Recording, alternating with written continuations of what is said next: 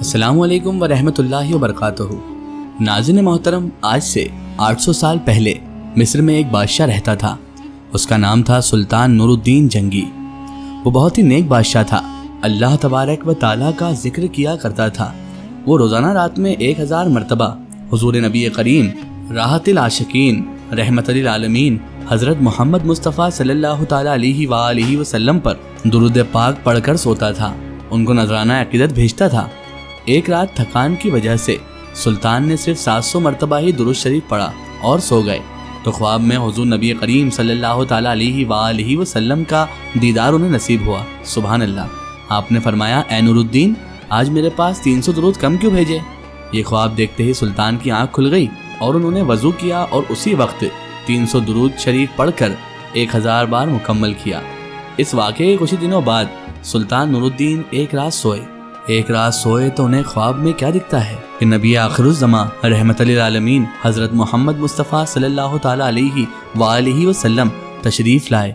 आप नबी करीम सल्लल्लाहु ताला अलैहि वसल्लम ने सुल्तान नूरुद्दीन से कहा, है सुल्तान, 2 यहूदी शख्स मेरे जिस्म को कब्र से निकालना चाहते हैं। तुम जल्दी से मदीना आकर उनके बारे में मालूमात करो, वरना मेरा जिस्म अगर इन यहूदियों के हाथ में चला जाएगा तो क्या होगा। और फिर हुज़ूर नबी करीम सल्लल्लाहु ताला अलैहि वसल्लम ने सुल्तान नूरुद्दीन जंगी रहमतुल्लाह अलैह को उन दोनों आदमियों की शक्ल दिखा दी।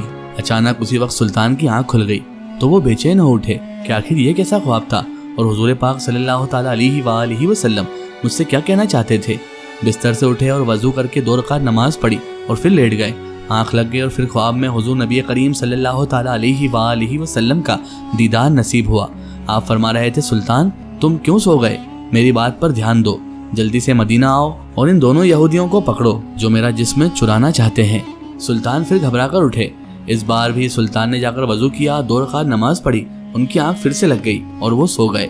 ख्वाब में उन्हें फिर से हुजूर नबी करीम सल्लल्लाहु ताला अलैहि वसल्लम का दीदार हुआ। आप सल्लल्लाहु ताला अलैहि वसल्लम ने इस मर्तबा थोड़ा सख्ती से फरमाया, ऐ सुल्तान, जल्दी से मदीना आओ और इन यहूदी दोनों शख्सों को पकड़ो। इस बार सुल्तान घबराकर उठ बैठे और रात ही में अपनी सारी फौज को जमा किया और कहने लगे, कुछ ना कुछ मामला जरूर है। हुजूर पाक सल्लल्लाहु अलैहि वसल्लम के जिस्म मुबारक को कोई खतरा है, इसलिए मुझे ख्वाब में बार बार हुजूर का दीदार हो रहा है और आप फरमा रहे हैं कि मदीना आकर इन यहूदी शख्सों को पकड़ लो। सुल्तान ने अपने लश्कर तैयार किए और रात ही में एक बड़ी फौज के साथ मदीना शरीफ की तरफ निकल पड़े। 2 दिनों के सफर के बाद वो मदीना पहुंचे। सुल्तान के वजीर जमालुद्दीन ने कहा कि ऐ सुल्तान, अगर आप सीधे लोगों से ये पूछेंगे कि कौन नबी पाक सल्लल्लाहु अलैहि वसल्लम का जिस्म मुबारक निकालने की कोशिश कर रहा है तो शायद वो दोनों ईसाई चौकन्ना हो जाएंगे और हमारे हाथ न लगें। इसलिए आप एक काम करें कि सारे मदीना वालों को इनाम बांटने का ऐलान कर दें और फिर एक जगह पर बैठकर आप हर इनाम लेने वाले की शक्ल देखें। इस तरह आप उन दोनों यहूदियों को आसानी से पहचान लेंगे और हमें उन्हें पकड़ना आसान होगा। सुल्तान ने कहा, ठीक है, इसका इंतजाम किया जाए। और फिर सुबह होते ही पूरे मदीने में ऐलान कर दिया गया कि सुल्तान नूरुद्दीन की तरफ से तमाम मदीने वालों को इनाम बांटे जाएंगे। इनाम बांटते वक्त सुल्तान एक कुर्सी पर बैठ गए और वजीर जमालुद्दीन लोगों को एक एक करके इनाम देने लगे। सुल्तान हराने वाले इंसान का चेहरा खूब गौर से देखते, लेकिन उन्हें वो 2 इंसान नजर नहीं आ रहे थे जिनकी शक्ल हुजूर नबी करीम सल्लल्लाहु ताला अलैहि वसल्लम ने ख्वाब में दिखाकर सुल्तान से कहा था कि ये दोनों मुझे निकालना चाहते हैं। दोपहर का वक्त हो गया, सारे इनाम बट गए, लेकिन उन 2 यहूदियों का कोई सुराग न मिला। सुल्तान ने मदीना वालों से पूछा कि तुम में से कोई बचा तो नहीं है? लोगों ने कहा, नहीं सुल्तान, सारे लोग इनाम पा चुके हैं, अब मदीने में कोई इनाम लेने वाला भी नहीं बचा। सुल्तान ने कहा, नहीं, अभी 2 लोग बचे हैं, वो मेरे पास हाजिर नहीं हुए। तो लोगों की भीड़ में से एक आदमी ने कहा, जी हाँ सुल्तान, आप ठीक कह रहे हैं, हमारे मोहल्ले में 2 अल्लाह के बड़े नेक बंदे हैं। वो अपने घर से बाहर नहीं निकलते, ना किसी से कोई मतलब रखते हैं, सिर्फ नमाज पढ़ने के लिए मस्जिद नबवी में आते हैं और फिर अपने घर में हर वक्त अल्लाह की तस्बीह करते रहते हैं, तस्बीह पढ़ा करते हैं।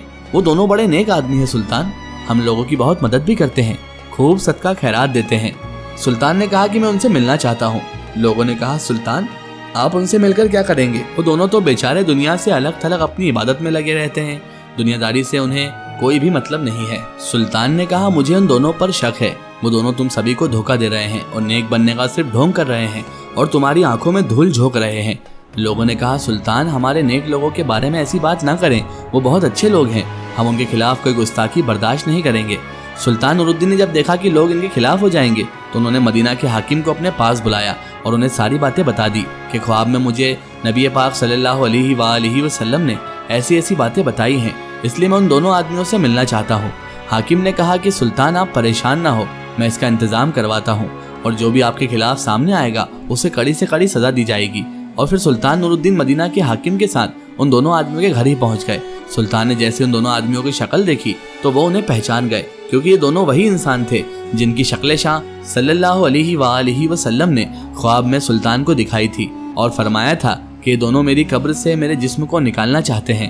سلطان نے ان دونوں کو ساری باتیں پوچھی تو انہوں نے صاف انکار کر دیا کہ ہم تو رسول اللہ صلی اللہ تعالیٰ علیہ وآلہ وسلم سے بہت زیادہ محبت کرتے ہیں، اس لیے تو ہم اپنا شہر چھوڑ کر مدینے میں آ کر رہنے لگے ہیں، ہم ایسا گندا کام کیوں کریں گے؟ سلطان نے کہا کہ تم سچ سے بتا دو ورنہ میں تمہیں بہت سخت سزا دوں گا۔ ان لوگوں نے کہا اے سلطان، ہم بالکل بے قصور ہیں، تمہیں جو کرنا ہے کر سکتے ہو۔ پھر سلطان نے فوجیوں کو حکم دیا کہ ان کے گھر کا کونا کونا ڈھونڈو اور ہر چیز ہٹا کر دیکھو کہ کیا کہیں کوئی سرنگ کا نشان ملتا ہے۔ فوجیوں نے پورا گھر چھان مارا لیکن کہیں کوئی سراغ نہ ملا۔ سلطان نے خود اندر جا کر ایک ایک چیز ہٹا کر دیکھی لیکن کہیں کچھ نشان نہ ملا۔ اب تو لوگوں نے بھی کہنا شروع کر دیا تھا کہ اے سلطان، یہ تمہاری غلط فہمی ہے، تم ہمارے اللہ والوں کو کیوں پریشان کر رہے ہو؟ مدینہ کے حاکم نے بھی سلطان سے چپکے سے کہا کہ سلطان، مجھے بھی یہی لگتا ہے کہ آپ سے کوئی غلط فہمی ہو گئی ہے، بہتر ہوگا کہ آپ ان دونوں آدمیوں کو چھوڑ دیں ورنہ اور بھی لوگ آپ کے خلاف ہو جائیں گے۔ سلطان بہت پریشان ہو گئے۔ اس کمرے میں ایک مصلی بچھا ہوا تھا۔ سلطان نے مصلی پر کھڑے ہو کر اللہ سے فریاد کی اور سجدے میں سر رکھ کر رونے لگے اور اللہ سے مدد مانگنے لگے کہ اے میرے اللہ، میں ایک انسان ہوں، میرے اندر جتنی طاقت تھی میں نے اتنی کوشش کر لی، لیکن تیرے محبوب نے فرمایا تھا کہ یہ دونوں دھوکے باز انسان ہیں، تیرے محبوب صلی اللہ علیہ وآلہ وسلم کا جسم مبارک نکالنا چاہتے ہیں، لیکن یا اللہ مجھے کوئی سراغ نہیں مل پا رہا، تو میری مدد فرما۔